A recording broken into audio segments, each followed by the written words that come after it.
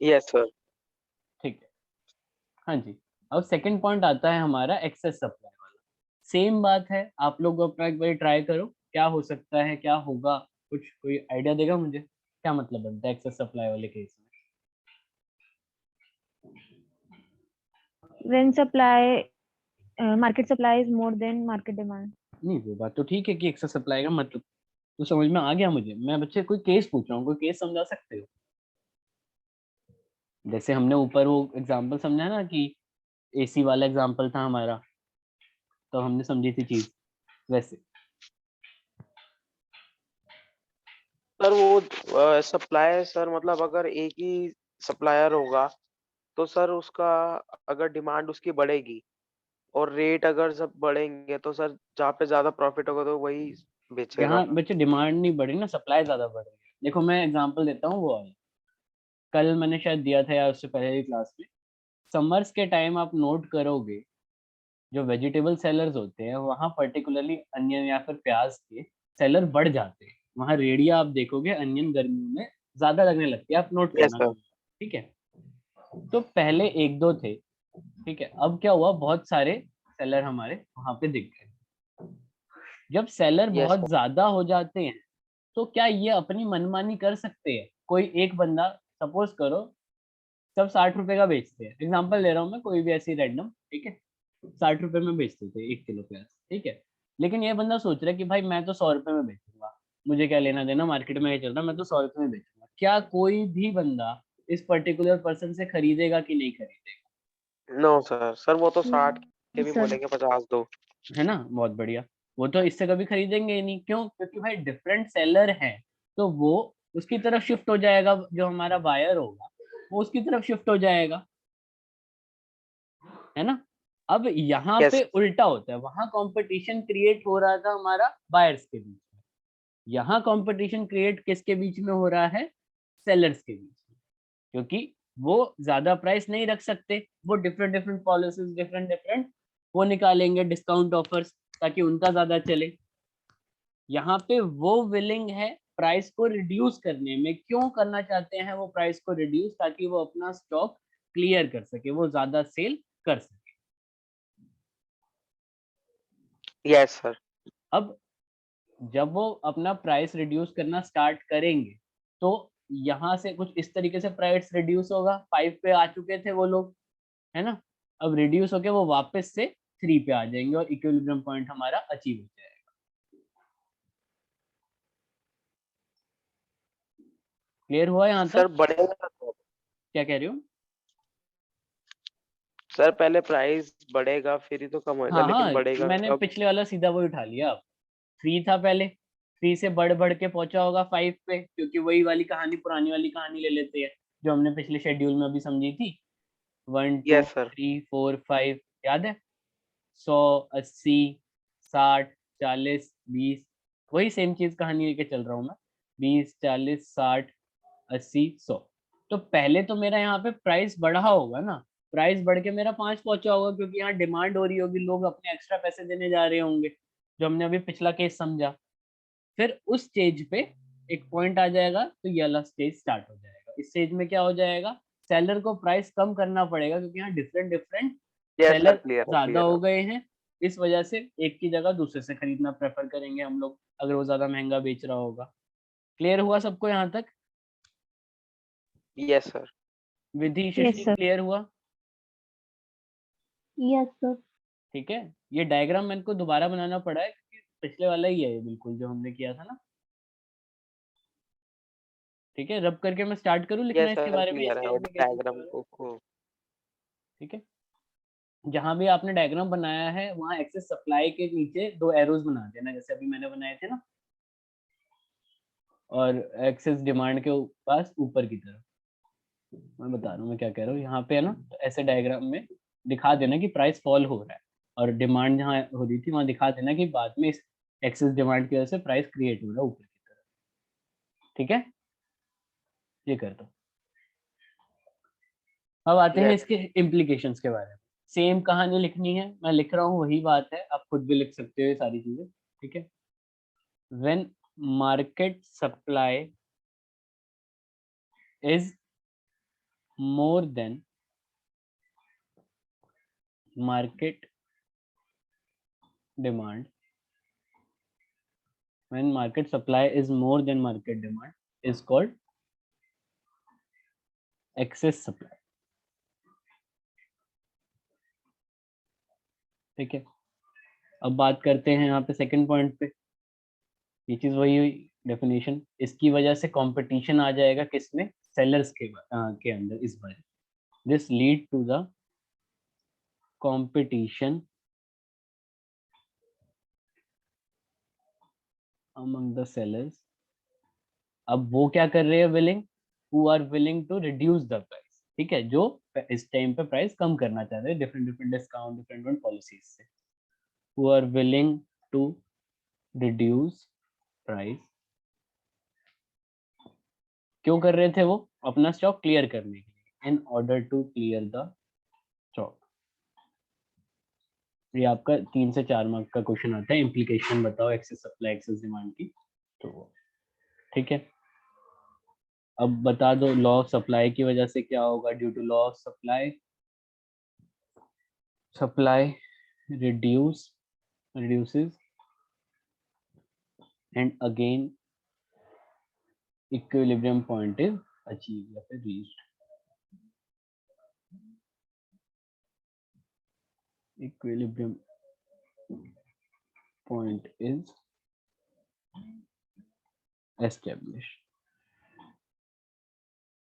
फटाफट से नोट कर लो।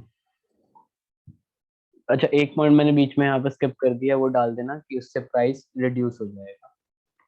ठीक है, दिस इंक्रीजेस मार्केट प्राइस था ना पिछले केस में, तो यहाँ लिख Yes, देना, sir. मैं यहाँ लिख ही देता हूँ, इसको फोर्थ पॉइंट कर देना और थर्ड पॉइंट लिख देना, दिस डिक्रीजेस मार्केट प्राइस।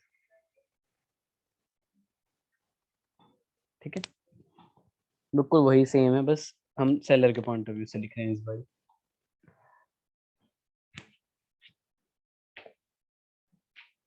आ रहे हैं यहाँ तक समझ में प्राइस इक्विलिब्रियम? कोई भी दिक्कत है अभी तक इस चैप्टर के अंदर? No, sir. ठीक है, बहुत बढ़िया। बाकी सृष्टि, विधि? No, sir. विधि आप बताओ। No, sir. कर दूं, हटा दूं, नेक्स्ट टॉपिक पे चलें?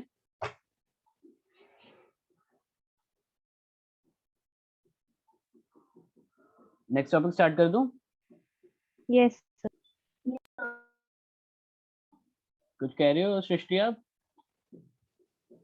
No, sir. आगे बढ़ा दो। बढ़ा दूं, ठीक है। अब आता है नया टॉपिक हमारा, viable and non viable industry. Most probably आज की क्लास में हमारा चैप्टर खत्म हो जाएगा, ये वाली नहीं, शाम वाली। ठीक है, बाकी देखते हैं अभी। अब आ रहा है वाइबल इंडस्ट्री और नॉन वाइबल इंडस्ट्री। सबसे पहले तो वाइबल का मतलब क्या लगता है, क्या होगा?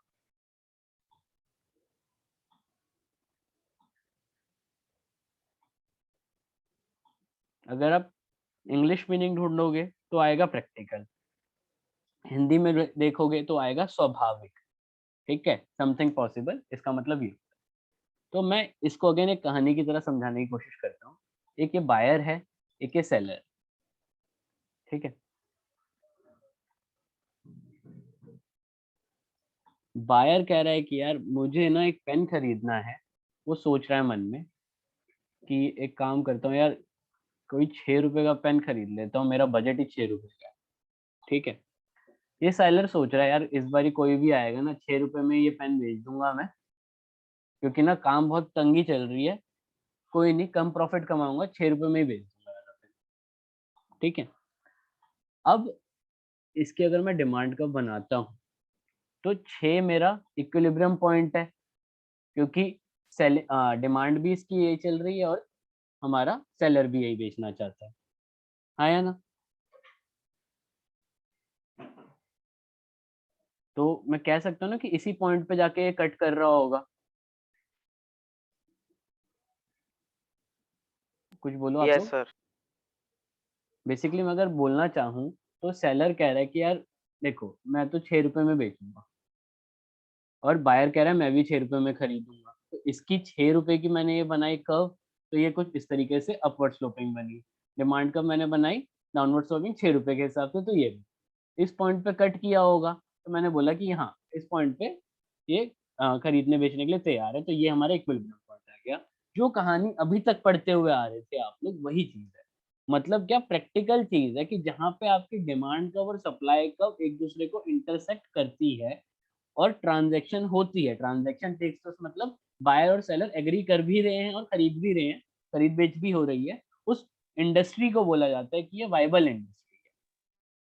आई बात समझ में? सर मतलब कि फर्स्ट फर्स्ट पॉइंट पे वो दोनों एग्री कर रहे हैं। फर्स्ट पॉइंट पे नहीं, दूसरे तीसरे पॉइंट पे, मतलब एक पॉइंट पे एग्री कर रहे हैं बेसिकली, अगर बोला तो। यहाँ तो मैंने सीधा एक ही पॉइंट में एग्री सर करवा दिया। आप बोल सकते हो कि हाँ, बोलो बोलो। जैसे कि उसने भी सोचा था कि मैं 6 का लूँगा, हम्म, फिर सेलर ने भी कहा कि हाँ मतलब मेरे को 6 में ही भी कर दूंगा, 6 हाँ। का ही बेचना है, चाहे प्रॉफिट कम कमाऊँ। तो हाँ मतलब उनके में और कोई पॉइंट आया भी तो नहीं ना सर, हाँ, वो मैंने इसका कहानी मतलब में फिर बोल दिया वायबल ना। होगा। हाँ वाइबल होगा, इस पॉइंट में आप कह सकते हो कि हाँ एक ही पॉइंट पे सोच रहे हैं, तो वो वाइबल हो जाए। और अगर हम नॉर्मल केस में भी बोले ना कि बच्चे देख लो कि हाँ वो पहले 6 रुपए का, उसने 8 रुपए का बोला, इसने बोला कि नहीं भाई मैं तो 7 रुपए में खरीद, ओ सॉरी उल्टा बोल दिया मैंने। इसने बोला 7 रुपए में खरीदना चाहता हूँ मैं ये पेन, इसने बोला नहीं भाई मैं तो 8 रुपए में बेचना चाहता हूँ। फिर ऐसे करते करते बात बात हुई, ठीक है। एक सेकंड, कहाँ गया व्हाइट बोर्ड, कहाँ गया? सर मतलब थोड़ा-सा उसका पॉइंट क्लियर नहीं हो पा रहा मैं कि मतलब दोबारा क्लियर करता हूँ इसको, एग्जैक्टली कोई बात, क्या है? कोई बात नहीं, मैं दोबारा सुनाता हूँ। वाइबल इंडस्ट्री में बेसिकली क्या होता है, वो पॉइंट निकालना जिस पॉइंट पे दोनों एग्री कर रहे हैं। अगर सिंपल भाषा में बोलूँ मैं, वो पॉइंट जिस पे दोनों सर की वो तो दोनों फिर पार्टी, इक्विलिब्रियम पॉइंट हो गया फिर तो। हाँ वो इक्विलिब्रियम पॉइंट हो गया। अब कहानी आप डायरेक्ट भी कर लो कि हाँ भाई ऐसे आया उसी टाइम उसी सेम प्राइस पे, होता है ना कई बारी दुकान पे, भाई मैंने जो प्राइस बोला उसने भी वही प्राइस बोला, दोनों ने डील कर। कई बारी होती है बार्गेनिंग, इसने बोला 7 रुपए, वो कह रहा है 8 रुपए, फिर घूम फिर के एक पॉइंट पे आके 6 पॉइंट पे हम लोग एग्री कर गए, ठीक है। बेसिकली इस इंडस्ट्री के अंदर हमें वही पॉइंट निकालना है, इक्विलिब्रियम पॉइंट, जो हम अभी तक करते हुए आ रहे थे। अब क्लियर हुआ? Yes sir. ठीक है। तो जहां डिमांड कर्व और सप्लाई कर्व हमारी इंटरसेक्ट कर रही है एक दूसरे को, intersect each other, positive axis में ही कर रही है, यस सर। ठीक है। और ट्रांजैक्शन भी हो रही है, खरीद बेच भी हो रही है, उस इंडस्ट्री को बोला जाएगा कि हाँ ये हमारी वाइबल इंडस्ट्री, जो प्रैक्टिकल है कि असली में ऐसे ही काम चलता होगा, असली में ऐसे ही चीजें होती हो। किसी शॉप पे जाते हो तो असली में ऐसे ही होता है ना, वो बोल रहा है 300 रुपए, नहीं भैया मैं तो 200 में ही खरीदूंगा। करते करते करते एक यस सर। पॉइंट पे आते हो आप लोग, ठीक है, वो हमारा फिर इक्विलिब्रियम पॉइंट हो जाता है। नॉर्मली यही कहानी होती है। वो मैंने कहानी डायरेक्ट 6 रुपए से स्टार्ट कर दी थी, आप कहीं से भी ले लो, बट हम उस पॉइंट को बोलेंगे जब इक्विलिब्रियम पॉइंट अचीव हो रहा होगा, वो चीज दिखा रहे होते हैं। यहाँ तक क्लियर हुआ? Yes sir. अब आते हैं हम लोग नॉन वाइबल इंडस्ट्री। किस पे आते हैं? No viable non viable. Industry. अब हमें तो ये समझ में आया ना कि ये इम्प्रैक्टिकल है। अब वो इम्प्रैक्टिकल कैसे, उसी कहानी को कंटिन्यू कर रहा हूँ। ये कह रहा है यार मेरा बजट, तो ये मन में सोच रहा है मेरा बजट तो 6 रुपए का है, ठीक है। और ये है भाई बहुत बड़ा सेलर, इसकी दुकान पे लोग उतरते ही, मतलब चढ़ते उतरते रहते हैं हमेशा, कभी भीड़ कम ही नहीं होती। ये कह रहा है भाई मैं तो 10 रुपए का ही बेचता हूँ। अब इसने रिक्वेस्ट करी, बार्गेनिंग करी, ये नहीं माना, ठीक है। अब इस केस में अगर मैं इस एक्सेस को ड्रॉ करने की कोशिश करूं, इनकी बातों को ड्रॉ करने की कोशिश करूं, तो क्या होगी?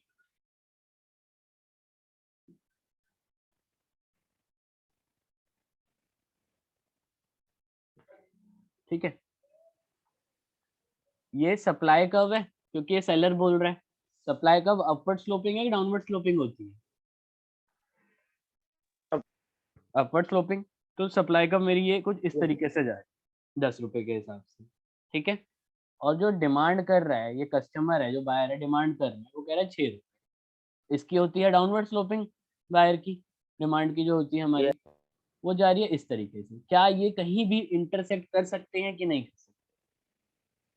नहीं कर सकते सर। इंटरसेक्शन हो ही नहीं नहीं सर। रहा यहाँ पे, तो उसी इंडस्ट्री को बोला जाता है जहाँ पे प्रैक्टिकल चीजें नहीं होती, जहाँ पे हमारा एक्लियम पॉइंट अचीव नहीं होता, उस पॉइंट को बोला, उस इंडस्ट्री को बोला जाता है non viable industry.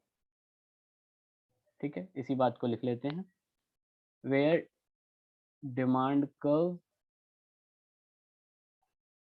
And supply curve, where demand and supply curve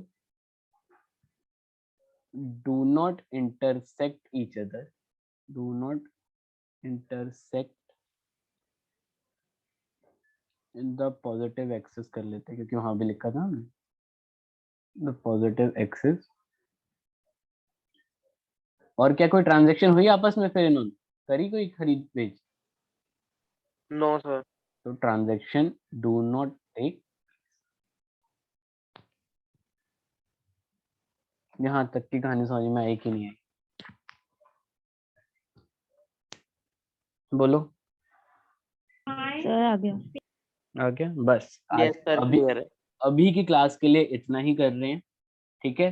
अब आप लोग का होमवर्क क्या रहेगा, क्लास तक ये सारा रिवाइज करके आना, अभी 5 बजे वाली क्लास में, फिर हम लोग इस टॉपिक को और आगे बढ़ाएंगे, ठीक है। Okay sir.